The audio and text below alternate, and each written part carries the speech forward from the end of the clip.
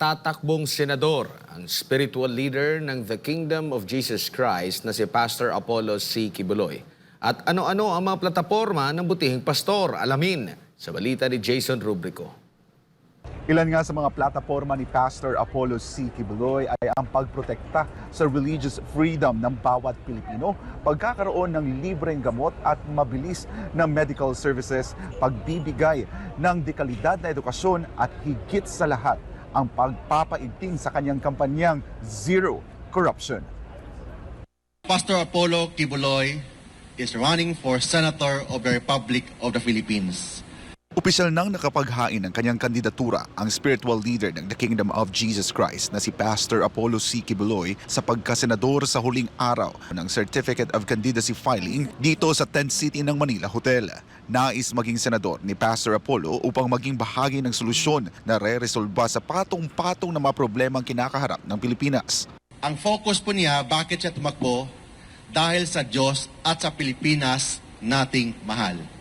It means yung focus ng kanyang platform of government is God-centered, Philippine-centered, and Filipino-centered na platform, lalo na sa legislation bilang isang senador.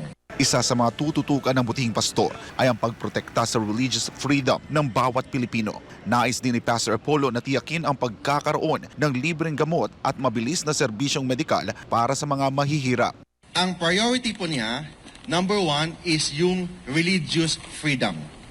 Naniwala po si Pastor Apollo Quiboloy that religious freedom is inviolable. It means kailangan ang government po natin should secure the holy grounds against state forces. Second, kailangan protektahan ang mga mahihirap, mga poor, particularly sa health, free medicine, fast medical services. Tiniyak din ni Pastor Apollo na siya ay magiging senador ng bawat Pilipino. Pastor Quiboloy will be the senator sa mga mahihirap, senator sa mga ordinaryong mga Pilipino, senador sa mga manggagawa. Madaling lapitan, willing makinig sa lahat ng problema ng taong bayan. Tututukan din ng butihing pastor ang pagkakaroon ng dekalidad na edukasyon na magiging accessible sa maraming Pilipino. Higit sa lahat, paiigtingin ni Pastor Apollo ang kampanya niyang Zero Corruption na matagumpay niya nang nagawa sa The Kingdom of Jesus Christ. Zero corruption. Makita naman natin, exhibit number 1 is the KOJC.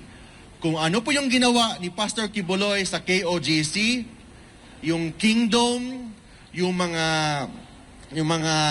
sa Tamayong, and sa lahat sa buong mundo, yun ang gagawin po niya sa buong Pilipinas bilang isang senador.